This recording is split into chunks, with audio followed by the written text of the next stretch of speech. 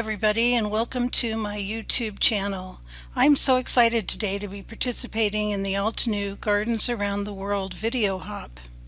I'll be demonstrating how I made a card for the actual blog hop that went along with the Gardens Around the World release.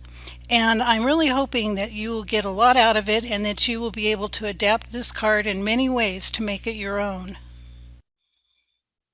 This is the card that we're going to be making today, and it looks a little complicated, but it's actually pretty easy. So what we're going to do is break this down into steps, and as we take each step at a time, you'll see that it's not very complicated, but boy, it's very versatile, and it has a lot of options that you can use to make it your own. So let's get started. For the first step, we're going to take a piece of 4 1/4 by 5 1/2 inch colored cardstock. Now I'm using blue, but you could use any color you want. And this is also about 100 pounds, but that's just because it's what I had. You can use 80 or 60 pound. It doesn't matter. It's just for the background panel. So what I'm going to do is add a few score lines to this. Now the reason that I'm doing this is because here, if you look at the card that I already have, you can see these lines here. And the reason that I added them is because when I have a border this wide, I don't want it to just look plain, because I want to be able to put texture into my cards any way that I can. So I decided that adding score lines was a good way to do that on this edging. So all I'm going to do is put this in here, and then I'm going to make several score lines measuring about 1/8 of an inch. They don't have to be exact. I have my scoring blade in here. Now I went back and forth quite a few times there, but that's just because of the weight of my paper. You don't actually need to do that with lighter weight paper. And I'm just making several of these to make sure that I have enough to cover that whole border that I'm going to have on my card. It doesn't really matter because any extras will just be hidden under the white card panel. So I just want to make sure I have enough. I started doing these at 1/4 inch and they were too far apart. So this time I'm doing them at 1/8 of an inch. I think one more will be sufficient. I use this kind of scorer because when I try to do the other kind, like on a scoreboard, I am no good at it. I try to use my bone folder and come straight down on those grooves, and I invariably slip over to the next groove, and then it's all crooked. And so this works much better for me. And you can see all those score lines that I have in there, and that's going to add a lot of texture to that border of the card, but it was super easy to do. So now let's move on to step number 2. For step number 2, we start with a piece of white cardstock that's cut to 3 3/4 inch wide by 5 1/2 inch long, and we're going to use washi tape on it. Now here I have the Lapis Lazuli slim washi tapes, but I wanted to let you know that you can adapt this and use any washi tape you have. So you could even use a wide washi tape like this. This is one of my favorites. You could use that across the center or down this way. There's a lot of ways you can adapt this. Just make it your own. But for this card, I'm going to be using this slim washi tape. So I'm going to make sure that my card is lined up straight on here, my card panel. Using these grid lines is so helpful. And then there's no right or wrong for this. I'm just going to take a piece of the lightest washi, and I'm going to use my grid lines to put it on there where I just think it visually looks good. So I think I'm going to put it on this one. And I'm going to use my lines on either side to line it up straight.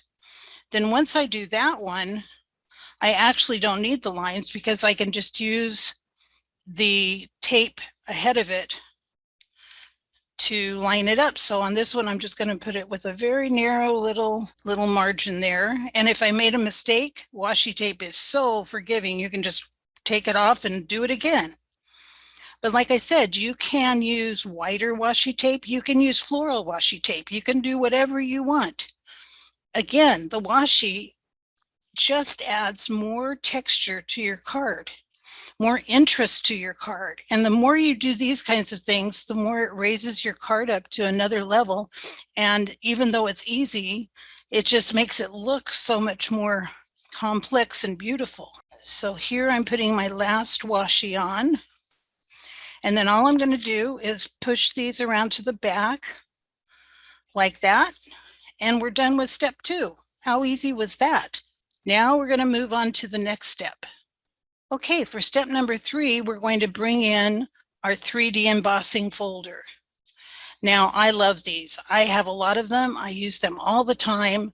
I did teach a workshop last summer, July of 2021, on 30-something ways to use your 3D embossing folders. And that workshop video is on my YouTube channel. So if you're interested, you might want to check that out.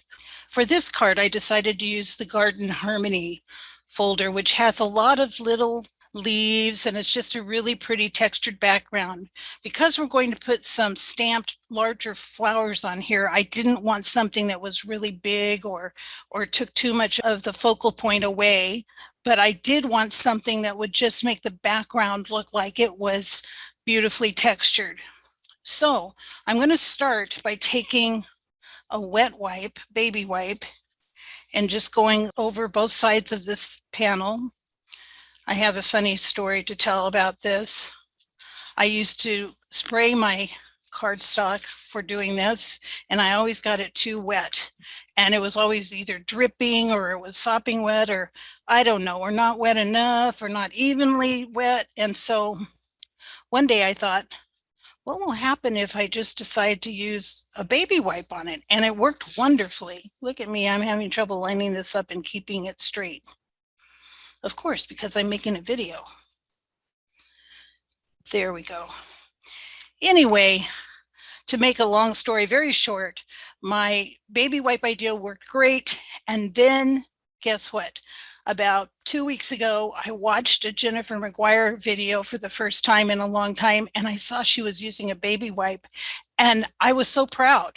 I mean, this is so silly, but it's true. I know she's like an icon to all of us, isn't she? And so when I saw she was using a baby wipe and I had figured that out on my own, I was really excited. I gave myself a pat on the back, like, "Whoa, you figured out something before you saw Jennifer McGuire do it." So anyway, just be free to experiment, because you never know what's going to work and what isn't. And you might discover something new on your own that nobody's ever taught you, and then you can teach me.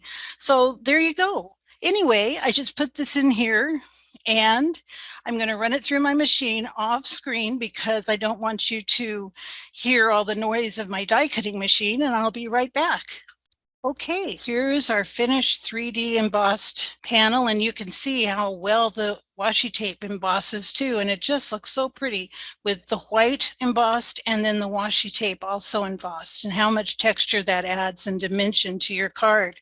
And I have my heat gun here because the other thing I did off camera because of the noise was that in case your card panel is a little damp still from the wetness of the baby wipe, you want to make sure that it's completely dry before you do anything else.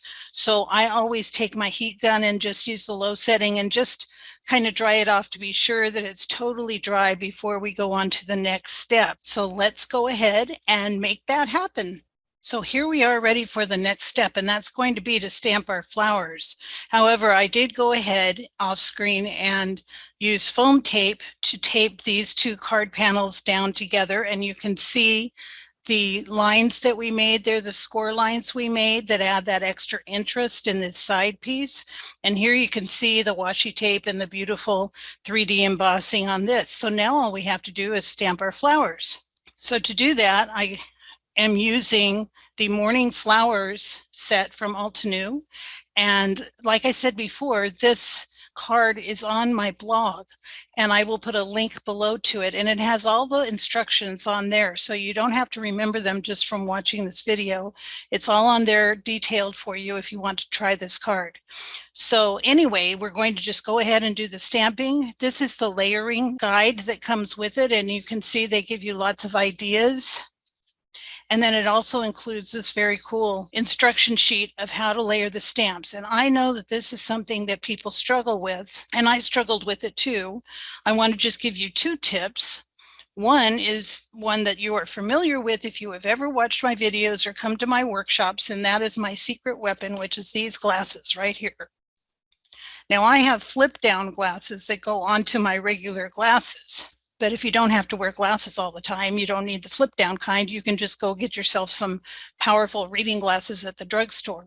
But let me tell you, they really help in seeing exactly how to line up these stamps and all the layers.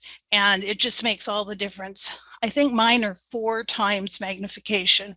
And I flip them down when I need to do this, and then I flip them back up for the rest of my crafting time.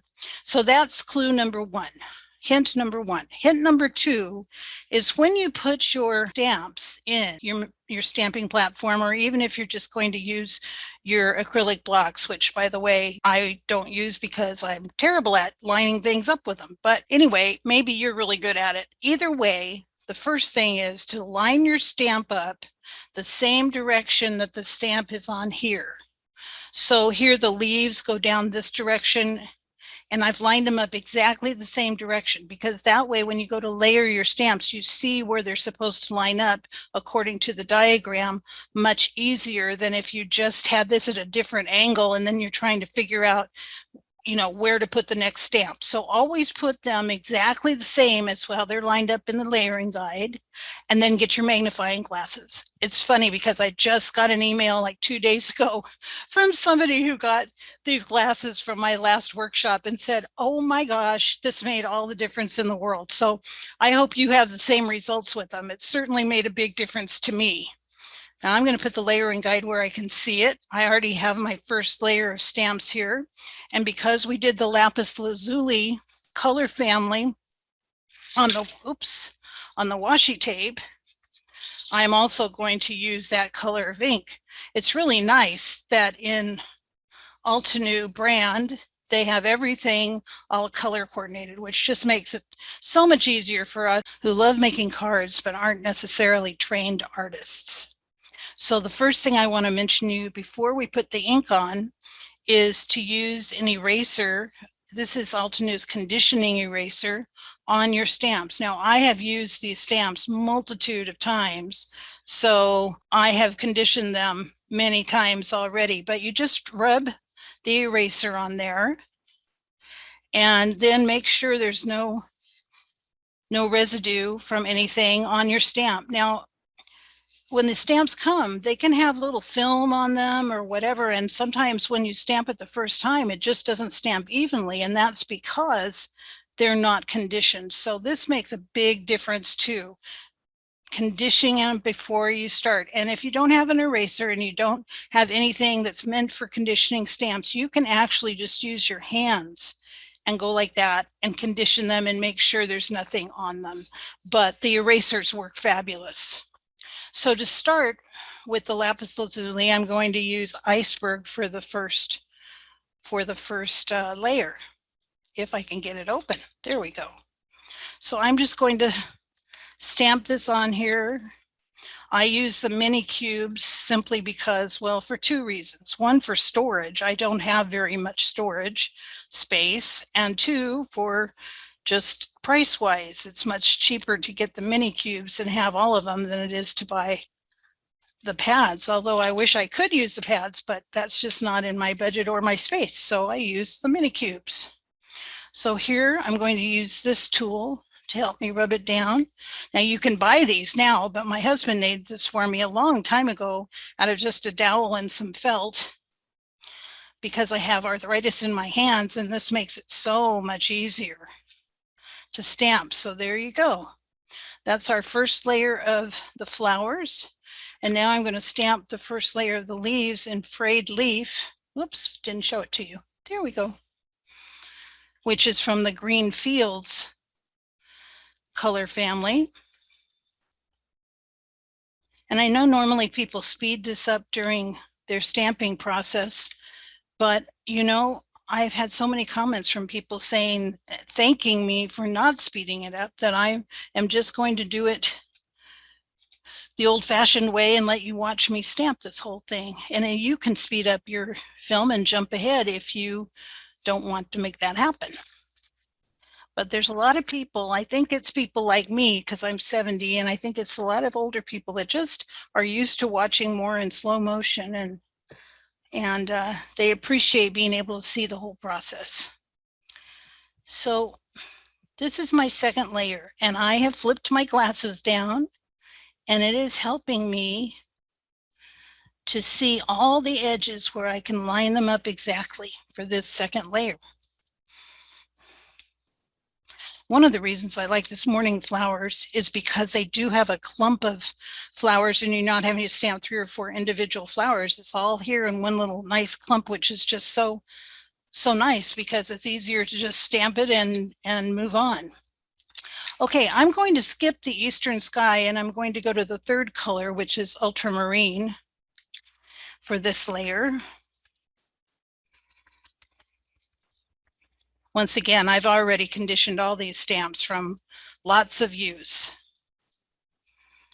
Now remember too, you don't have to do this in blue. I just decided to do it in blue because I don't use blue very often and I thought it would be pretty and it matched the washi tape. But you can do it in whatever color you want and mix and match however you want, and it'll look completely different.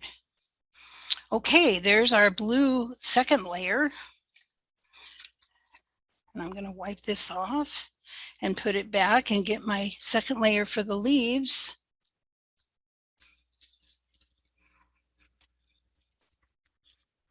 All right, over here.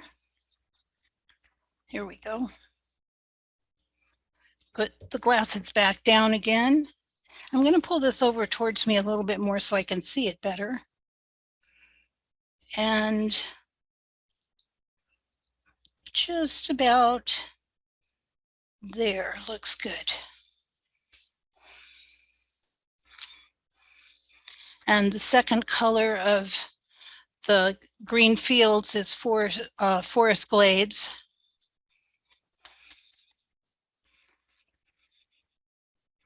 Make sure you get enough ink on there. And remember, if you're not happy with the way it looks when you ink it one time, just go ahead and ink it a second time and do it again.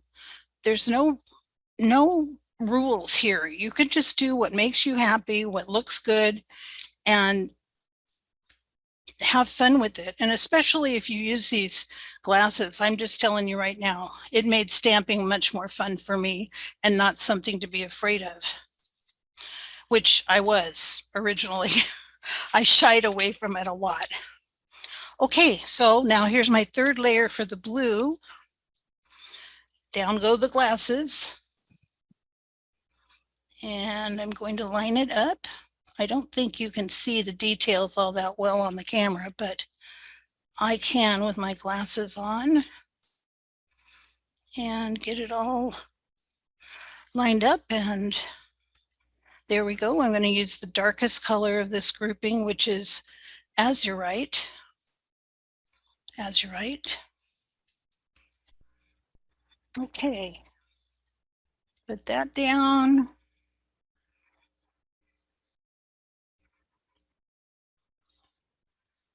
And there we go. Some really pretty blue flowers.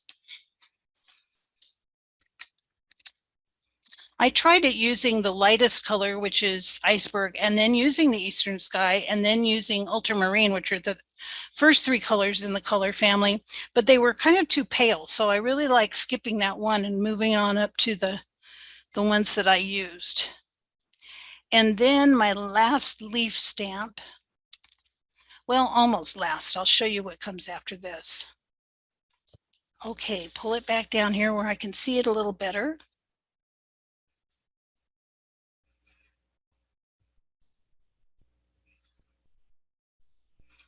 Get it all lined up. Flip my glasses back up so I can see normally, and I'm going to use evergreen for this layer.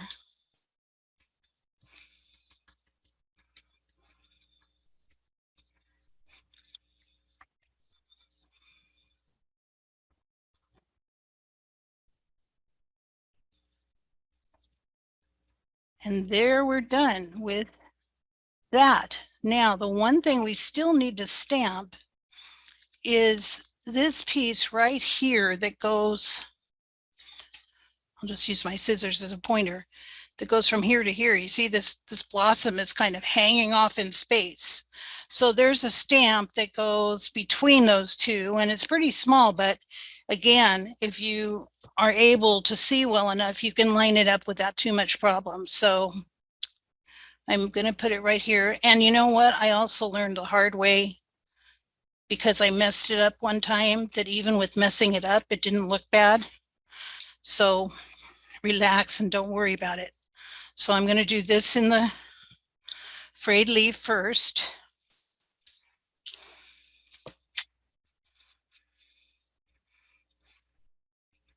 I can just use my fingers for that. Now you can see there that it makes a nice little green stem that goes over there. Now there's a second piece that's even a little tinier. Down go the glasses. I'm going to line this up right here with these two flowers.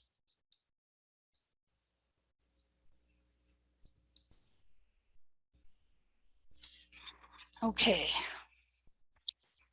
And that's going to be in Forest Glades.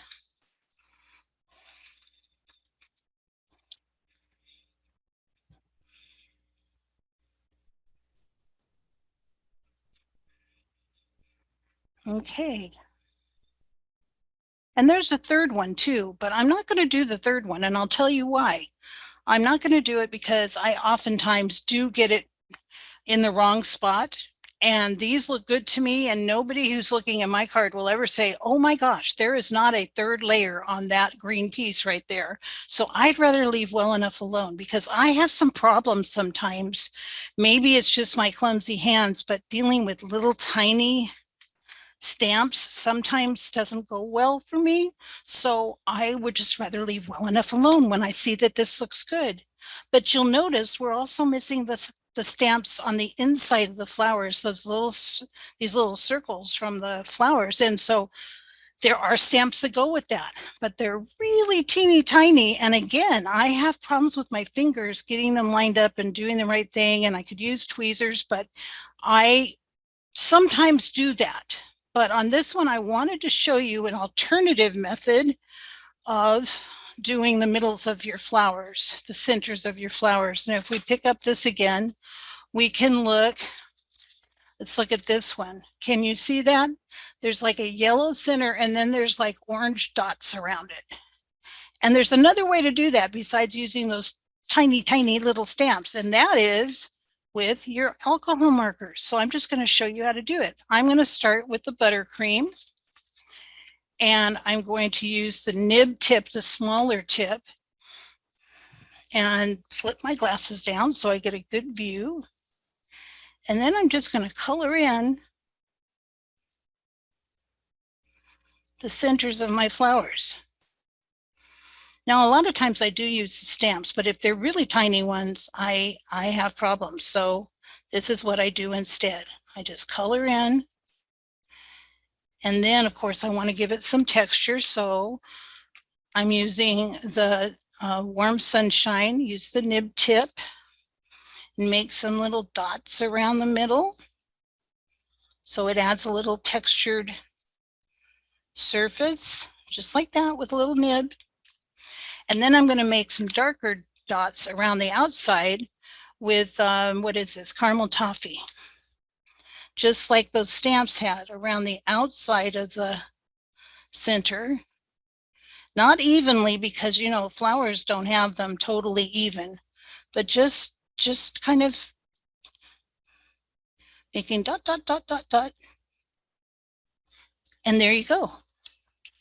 And to me, if the centers of the flowers are really tiny, this is easier to do. And you can see I've got the darker orange around the side and the light yellow in the middle. And so the next thing we're going to do is just die cut these out. So I'm going to get my dies and put them on here with some tape. And then I'm going to go off screen again and pause the video while I run these through my die cutting machine because of the noise. So I'll be right back. Okay, I am back, and I cut out the flowers, and then I went ahead off camera and glued them onto here because I didn't think you needed to see me using my glue. So what I did was I glued the leaves on with liquid glue, and then I used foam tape on the back of the flower little bouquet to make it have some depth and some dimension. So let's review what we've done up till now. This is almost the entire card finished. We did the grooves here in the blue cardstock. Then we did the washi tape. Then we did the 3D embossing. Then we stamped our flowers, die cut them, and glued them on. And we're almost all done. The next thing we're going to do is the sentiment. But I did want to mention again, remember, you can adapt this any way you want. You can use whatever flowers you want. You can use whatever colors you want. You can use whatever washi you want, maybe wider washi on here, or maybe multiple stripes of washi.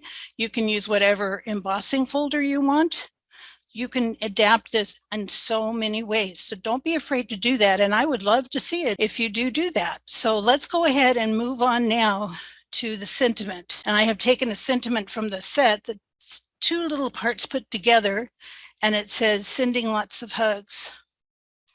I'm going to stamp it in the darkest, which is azurite, of the blue inks. Oh, I forgot. I need to use my new anti-static tool. This is from Rabbit Hole Designs, and boy, do I love it. It's all in one piece, and it has a little powder in the bottom, and it's great. And you just kind of shake it like that, and then you can spread it around. And then to put it up, you just slide the top up like that, and it's all in one piece, and it doesn't get powder everywhere when you're not using it, so it's great. So now I'm going to stamp this. I don't know if my ink dried, but we'll see. I'm going to do it one more time just to get it really dark. And then what I'm going to do is clear heat emboss this. Now, you will hear from a lot of people that you can't heat emboss dye ink because it dries too quickly, whereas pigment inks will have be more forgiving that way. But I have never had a problem clear embossing over my sentiments with dye ink if I do them right away. And if it doesn't work, you can always just keep your stamps in your MISTI, re-stamp it with clear embossing ink, and just do it over the top that way. But here I'm going to just put on some clear embossing powder.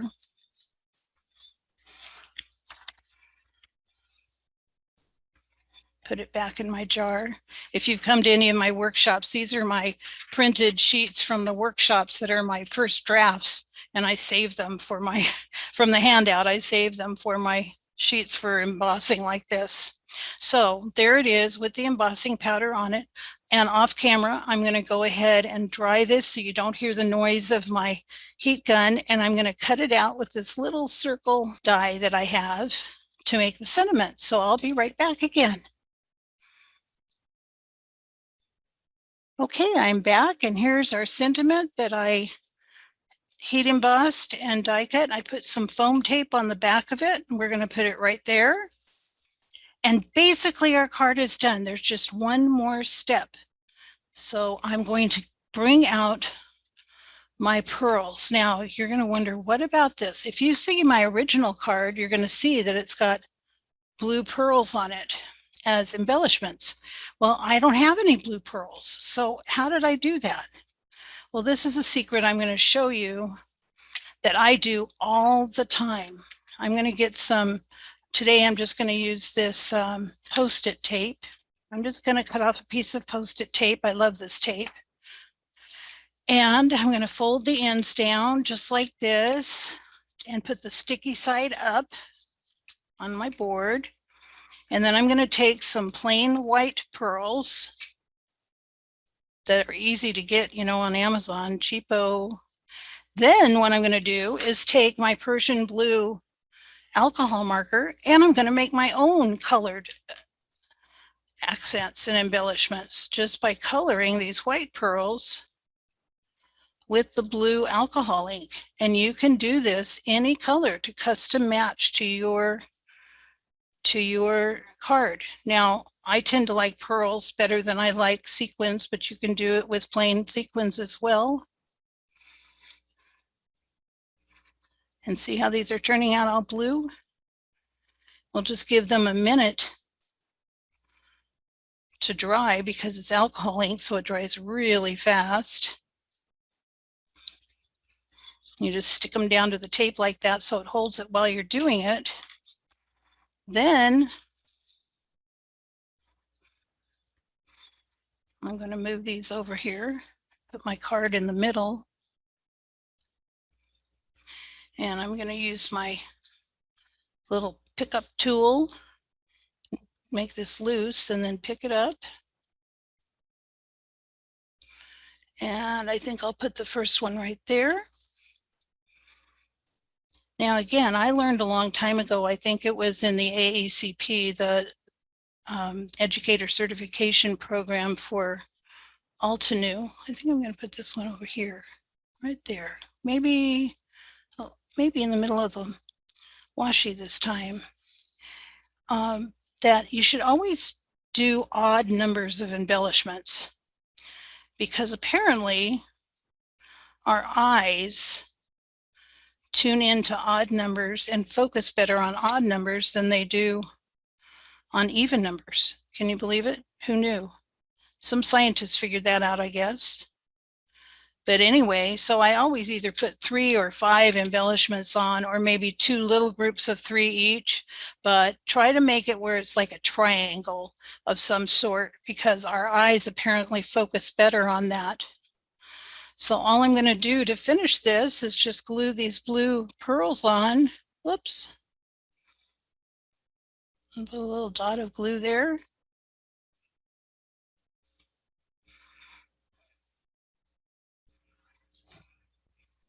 And we're done.